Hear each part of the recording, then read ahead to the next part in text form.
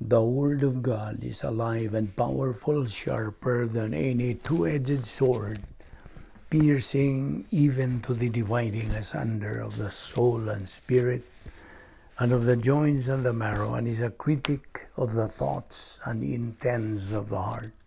All Scripture is God-breathed, and is profitable for doctrine, for reproof, for correction, for instruction in righteousness, that the man of God might be mature, thoroughly equipped unto all good works. Study to show thyself approved unto God, a workman that needeth not to be ashamed, rightly dividing the word of truth. Luke 11:28. But he said, Ye rather blessed are they that hear the word of God and keep it. Romans 8:18. For I reckon that the sufferings of this present time are not worthy to be compared with the glory which shall be revealed in us. Numbers 23:19. God is not a man that he should lie, neither the Son of Man that he should repent. Hath he said, and shall he not do it? Or hath he spoken, and shall he not make it good? 2 Corinthians 1:20. For all the promises of God in him are ye, and in him amen, unto the glory of God by us. Isaiah 55:11. So shall my word be that goeth forth of my mouth. It shall not return to me void, but it shall accomplish that which I please, and it shall prosper in the thing whereto I sent it. Jeremiah 17:9. The heart is deceitful above all things, and desperately wicked. Who can know it? Mark 7:21. For from within, out of the heart of men, proceed evil thoughts, adulteries, fornications, murders. Before we start our Bible study today, it is our routine that we use the rebound technique of 1 John 1:9, so we can be cleansed of any of the sins that we have committed today. 1 John 1:9 says, if we confess our sins, God is faithful and just to forgive us our sins and to cleanse us from all unrighteousness. For you unbeliever, it is faith alone in Christ alone. Therefore, let us pray.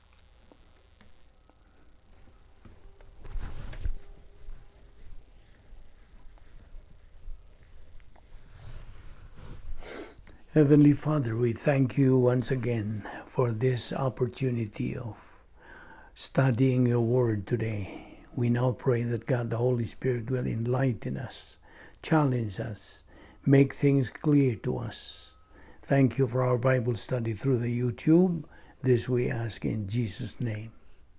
Amen. Welcome everyone, our fellow believers and our subscribers. Welcome to our session once again today. We are still on the doctrine of the supernatural life. Okay. Mao kini ang atong giduputan, and kagahapon daghan kita gipangisgutan. Kitang mga tao, kung ato lang suwayan ug abot ang Dios sa atong ingon nimo, if we try to reach Him, pinagi sa atong tawhanong paagi, di gyud ta magsilbi. And yet, kung imo na siyang tan-awon sa iyang pagka-Dios, makasabot ta o makakita nga pagkagrabe gyud sa iyahang pagatiman sa tanang mga magtutuo, tungod kay nahibaw na siya sa tanan nga mga desisyon nga pagaymoon sa matag usa kanatong magtutuo. Ang matag usa kanatong magtutuo nga mohimog desisyon God already perfectly knows every decision that every believer makes. Naibawa na niya, tanan. Naibawa na siya sa resulta sa imong mga desisyon. Naibawa na po siya sa matag tipik sa imong kinabuhi, ingon nga anak niya. Ug sanglit nahibaw naman siya sa tanan nimo nga paghimoong desisyon, iya na pong gipahiluna unsay imong mga panginahanglan sa imong kinabuhi. You see? So nahibaw anak sa Dios ang tanan tang himoong mga desisyon. Samtang nagapadayon kita sa atong pagkinabuhi. O kining mga desisyon na, iyan ang gipahimutang daan. O pagani na nimo himua. Ang mga resulta ini, ang agian nimo sa imong kinabuhi, iyan na ning gipahilo ng daan. O gahuwat pod siya og unsaon nimo ang maong mga desisyon unsa imong gamiton sa diha nga moabot ang maong mga kahimtang sa imong kinabuhi. Ug tungod niya na, from His omniscience, iyang pagsayod sa tanan, He perfectly knows and eternally knows all that is knowable. There is never a circumstance, personal, historical, or any other kind that surprises or confuses God. Wala. Wa pa mahitabo, nahibaw na siyang daan. You see? Ug ang mga sangkap, ug ang mga resulta, ug ang mga dagan, iyan na gipahiluna. Sumapod sa mga desisyon nga imong pagahimoon, inigabot sa maong hitabo sa imong kinabuhi. Can you imagine that? And then, ang nakagrabe pag yun ini, ang nakagrabe yun sa pagka-Diyos sa Diyos. Now, of course, kining pag-ingon na ito, pagkagrabe, dili kay negatibo kini. Ang ato balang pag-tanaw din grabe yun. Sa pagka-Diyos sa Diyos, kay wag yun niya hilabti ka ng imong kabumuton, raba. You know what? See? You know what I'm saying in bahin ini? Wa siya mo tandog sa imong kabumuton. Gawas nun ka, you are totally free. You make your own decisions. Pero naibaw na ang Diyos, o dili niya pugngan o tandugon ka ng imong desisyon, dili. He never coerces your volition, never. Muingon lang ang Diyos, o ato na pod, muhimo na pod ni siya bad decision. Naon saan man na. Iyaha man ang tinuyuan. Pero gipahiluna na pod sa Dios ang tanan nga mo resulta anang imong desisyon. So you can imagine that. Do you understand what we're trying to say? Kung ingon ana man ugaling ang atong pag-ila sa Dios, di ba mo samot ang atong kaikag nga kinahanglan mohimog yung mohimog itag desisyon ano nang tanang giandam niya para sa mga good decision nato, maangko nato. Din nilang una ta dili kay muhunong kung dili, din hata mo tutok ni ining bahinas doktrina. Now, kini yung atong tunanan karon bahin sa kini bang atong giton Doctrine of the Supernatural Life. Kunya, muhisgot man tas pagkamasaligan sa Dios, the integrity of God. Nagapaklaro kini nato nga mga tao kung kinsa ug unsa ang Dios. We are studying God's integrity and as to who and what He is. Okay? O so far, nakaabot na kita sa bahin pagka-Diyos sa Diyos. God's being God in relation to our present life being His children. Ato nang nasayran, gika sa atong pagtuon, niining bahina, nga ang Diyos, ana siya iyang mga pamaagi alang sa dagan sa kasaysayan. Ug atong nakita nga ang pagka-Diyos sa Diyos, Iya kining gipadayag ngani kanatong mga tao, regardless kung ang imong kabubuton mo dawat ba o mo sa likway kaniya. Iya nang gipahimutang ang mga pamaagi. Diin ang tanang tao makaamgo nga naay labawng makagagahom naay Dios. Ana kana sa kabubutos tao kung iya ba kining pagadawaton o kini iya bang isalikway. O dili mahimong bakwion sa Dios ang iyang mga pamaagi. Ang gipahimutang tungod kay wa pa ang tanan kini nga iyang mga pamaagi iya na ang gipahimutang. Busa angay nato nga tagag pagtagad kining maong primerong prinsipyo nga ato ng nadalikitan sa pagsugod niini nga ang Dios nagapahimutang og pamaagi aron ang tao makaila niya, ang tao makaamgo bahin niya. Actually, ato naman ang gisgutan. No? And I would highly recommend that samtang kita nagatuon ining bahin sa Dios, gamita ang inyong memory recall alang ba sa uban natong mga pagtuon, uban nga mga prinsipyo, sa uban nga mga pagtuon aron atong masumpay ang nagkalain-laing mga pagtulunan ining bahin sa pagkamasaligan sa Dios. Kay kinigod, advance na ning atong pagtuon nga nagkinahanglan na kini sa atong pag-recall atong hinumduman ba ang uban nga mga principles nga ato na natunan. So atong balikon sa pagingon nga ang Dios nagpahimutang sa mga pamaagi nga ang tao makaamgo nga naa siya. Ana ba'y Dios? Bisan pa kung ang tao mo ingon og di siya mutuo og Dios, di siya mutuo nga naay Dios apan kanang tawhana sa iyang pagbalibad nakahibaw siya nga naay Dios apan iyang kinabubuton nga iyang isalikway. Mao nang napoy ubang mga tao nga wa man na nila maayuhag susi kung kinsa o unsa ang Dios.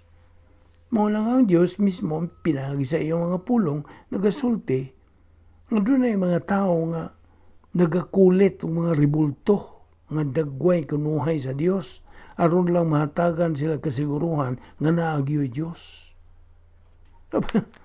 Hindi man ka na mo'y pumaagi sa Dios aron sa pagpaklaro ka na itong mga tao. Kana tawhanon ng pamaagiha aron ang Dios kunuhay maklaron nato. Apan di man ka na madawat sa Dios. Dili. Tungod kay ang Dios nagpahimutang na sa iyang pamaagi unsaon pag-ilan nato kaniya, unsaon nato sa pagkaamgo may tungod kaniya. Ug ato nang nakita nga kining mao nga pamaagi nalangkob sa gitawag nato og plano sa Dios nga nagalambigit sa tulo ka lakang o tulo ka hugna nga mao ang kaluwasan, ang kinabuhi sa usa ka luwas na ug ang kinabuhi sa maong luwas luyo niining kinabuhi. Tulo kini kabahin nga maong kuyog sa plano sa Dios nga iyang gipahimutang. That is why wa gyoy excuse ang tao bisan pag ang tao moingon og wa ko kaybaw nga naay Dios. O nga naman uroy nga imo mang gisalikway ang kagayunan nga makaamgo ka nga naay Dios samtang buhi ka pa. Mas gipalabi pa hinoon nimo ang imong kaugalingong mga tumong ug tuyo sa imong kinabuhi nga mahibaw man ka nga nahibaw man ka tuod nga naa man gyud Dios bisag unsaon nimo pagbaliban. Now we call this God consciousness. Ang iyang pagkaamgo nga naay Dios. And that is why when we respond kung ang tao mohatag o pagtagad o ingnon tao mo sanong niya ng higayon nga makaamgo siya nga nay Dios. Then ang Dios na ang magigo sa pagpaklaro ngadto kaniya. Kana kun ana kaniya ang pagka madinawaton nga kabubuton, positive volition. That is why sa gayon gani nga nakaamgo ka na nga naay Dios, kunya misuod ka na sa iyang plano, pinagis kaluwasan, una-una nga naa ka na sa plano sa Dios. Nasuod ka na ba? And because you as a Christian now, you are already inside the plan of God.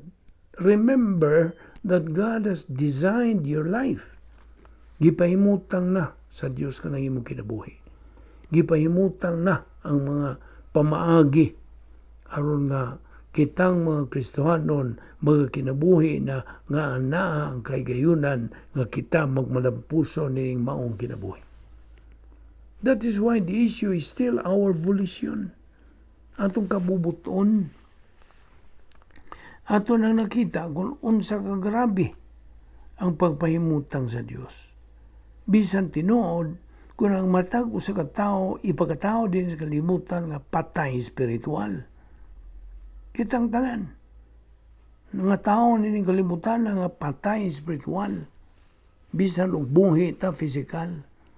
Kini naghatag man gihapon ang Dios sa pamaagi din ang maong tao mabuhi spiritually. Nakasabot ka? Ato naman ang naisgutan, smiyagi na itong mga pagtuon, di ba? Pinagi sa itong gihimong hulangway kang usa ka taong patay spiritual, pero buhi physical.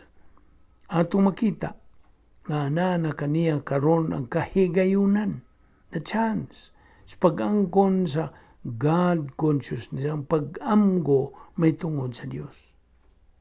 You know what? Kining mga tao nga muhatag o higayon nga maminaw bahi kaluwasan, paminaw gisangyaw nga maayong balita sa kaluwasan, are people who had already experienced God consciousness. Ug sa dihang nahibaw sila nga naay Dios, nahibaw sila nga naay labang makagagahom. Ana-anaw sab diha kanila karon ang kabubuton nga makahibaw, unsa may sunod kung buhaton karon nga nakahibaw na kog naay Dios. Unsa may sunod kung buhaton, what is the next step that I should take? And the next step is, as we believers know, is to study, learn, believe, and apply what the plan of God is. Tungod nga itong pagkaaniya din sa kalibutan, ang atong pagkaaniya nining kinabuhiya, dili kini arbitrary, dili sa lagma. Ang imong pagkaaniya din karon dinhi. Sabta gina. Gihatagan ka og kinabuhi, ug hingabot ka sa panahon nga makadungog ka ni ining atong hisgutan karon, sanglit ang Dios nagahatag man nimo og kagayunan nga makaamgo ka na God does really exist. Kung ikaw sa unbeliever, dili pa magtotoo nga makaamgo ka nga naay kaluwasan. Ug kung usab ka believer na, if you are a believer now, nga makaamgo usab ka nga duna, listen to this, duna nay gipaymutang ang Dios alang sa dagan sa mong kinabuhi. Sabta po na. That is the reason why nga pinaagi lamang sa imuhang pag-angkon niya nagkabubuton nga madinawaton, positive volition. Bisa Kristohanon ka na. Kaya na mga Kristohanon nga sa gayon nga nangahimo na silang Kristohanon nga musalikway na maninuos mga sangkap nga gihatag sa Diyos kanila. That is why nga atong masabtan nga ang Diyos nagpahimutang. Ug ang pagpahimutang sa Diyos alang kanato mga magtutuo, pinaagi na sa gibilin ni Ginoong Jesucristo nga mao ang unsa? Ang Espiritu Santo. Yes. ang gibili ni Ginoong Jesucristo nga rika nato mao ang Dios Espiritu Santo nga karon nagapuyo na diri sa sulod nato. I hope nakaamgo ka niya na. Kaya ang Espiritu Santo mao naman ang naghatag balik ka nato niya ng espiritual nga kinabuhi, the spiritual life. Kaya sa wa ka pamudawat sa kaluwasan, you did not have the spiritual life. Why? Because you're spiritually dead. Ug karon nga Kristohanon ka na tao ka na pag-usab, gisuluuban ka na pagkamatarong sa Dios, you now have a spiritual life. Ug gikinahanglan nga imo ka ng atimanon. Now, niya na po'y problema ining bahina. Daghan sa atong mga kaigsunan mga Kristohanon nga wa pod mahibaw unsaon pagatiman sa ilang spiritual life. Paminaw ra gud. Ang human spirit nimo, meaning ang nabuhi, energized, enlivened, activated nga tawhanong espiritu nimo. Human spirit ba? In conjunction with your soul, completes the inner equipment of grace apparatus for perception, for short gap. Ug mao na ni ang usas mga sangkap nga gihatag sa Dios ngadtos matag usa ka magtutuo aron makaabante kita nga mga magtutuo, makatubo kita diha sa grasya ug sa kahibalo kang Ginoong Jesucristo. Ato ning ipadayon ugma dinhi lang una kita muhunong ini nga dawa, okay? So tiwan ina dinhi atong padayon ang paghisgot niining maong bahin sa doktrina. Okay? So, niining tungura mag-ampot. Pagpasalamat kita. Salamat o Diyos niining grasya nga among gipahimuslan. Nga imo pa kami gipabuhi. Niining among lawas. Kinitimahilan nga ang imong plano sa among kinabuhi. Nagapadayon pa. Wala pa mahuman ang among kinabuhi ning kalibutan na. O nga ikaw buot nga kami makatuman sa imong mando nga magatubo kini among kalag diha sa grasya kay balo kang Ginoong Jesucristo. Salamat ning among Bible study adlaw-adlaw through the YouTube sa Vic Balbido Evangelistic Ministry. Kining tanan among gipasalamatan sa ngalan ni Ginoong Jesucristo. Amen.